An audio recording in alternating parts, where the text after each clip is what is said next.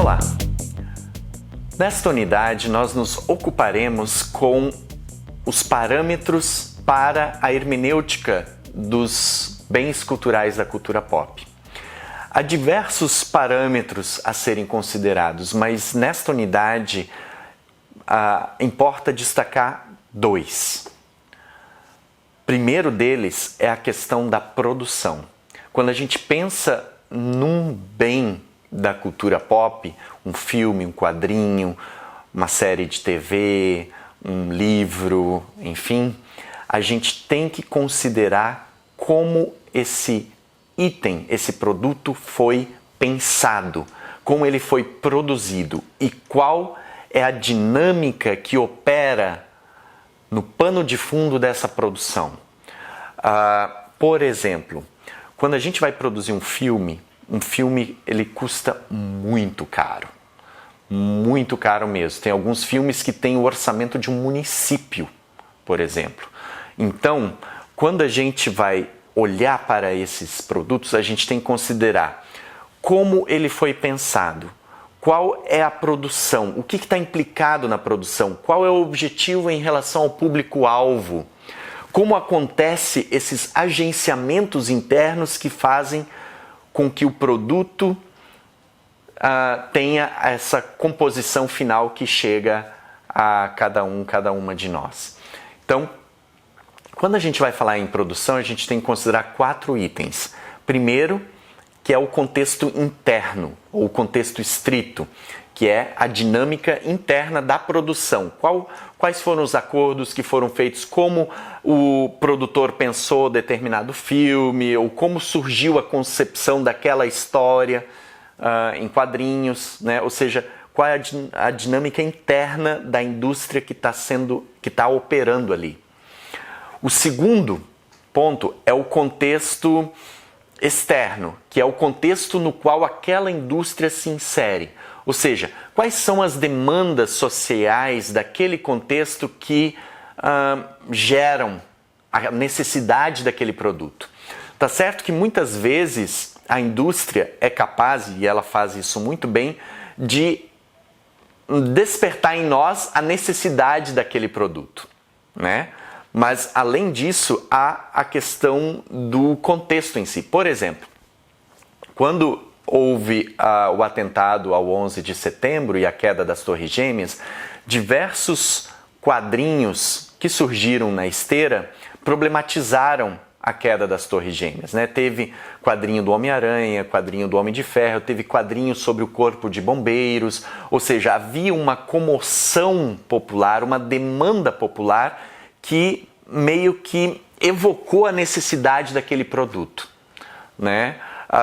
Quando a união homoafetiva foi aprovada no estado de Nova York, por exemplo, surgiu logo na esteira um quadrinho da Marvel com o casamento do Estrela Polar, né, dos X-Men.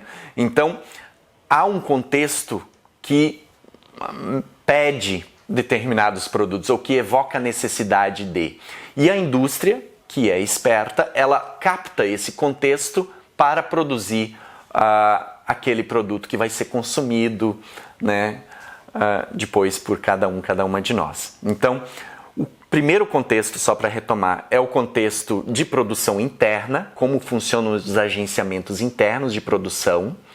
O segundo é o contexto externo, o contexto no qual aquela indústria está inserida e as demandas sociais, políticas, econômicas, religiosas que visa responder. E tem a questão do contexto de mercado, porque quando a gente está falando de um produto da cultura pop, normalmente ou majoritariamente a gente tem que considerar a perspectiva globalizante que esse produto tem.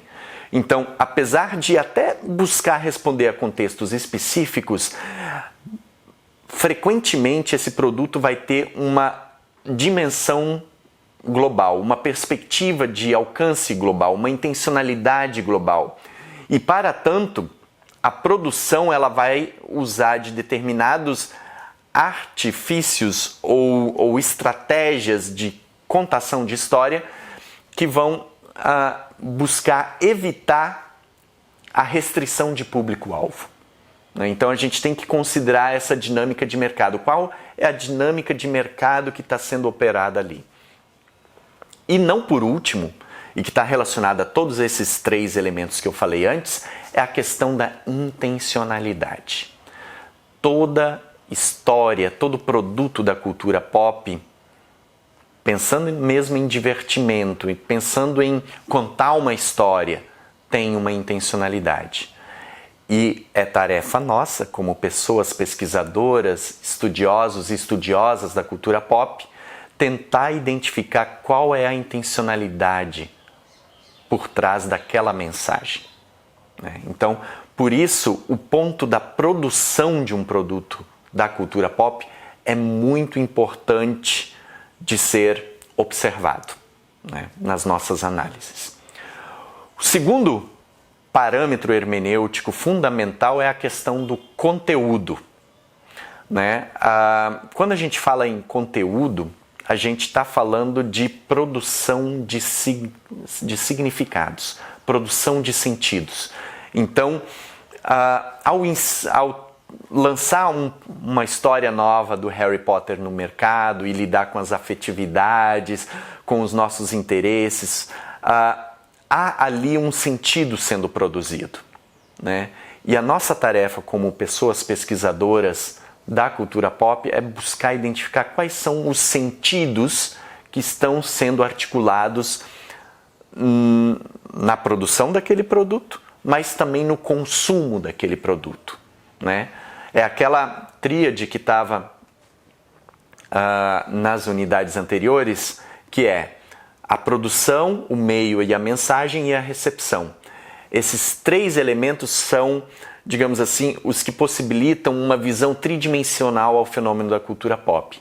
Então, quando a gente vai falar de conteúdo, a gente está falando dos sentidos que são produzidos, dos sentidos que são veiculados e também dos sentidos que são recebidos pela comunidade de fã, pelo público consumidor, pelo público-alvo, como acontecem os processos de assimilação, apropriação, reapropriação e mesmo adaptação desses sentidos, E isso é muito interessante de ser estudado, Então, resumindo a história, como parâmetros para uma hermenêutica dos produtos da cultura pop, a gente tem que atentar para esses 2 fatores: a produção e o conteúdo que é veiculado.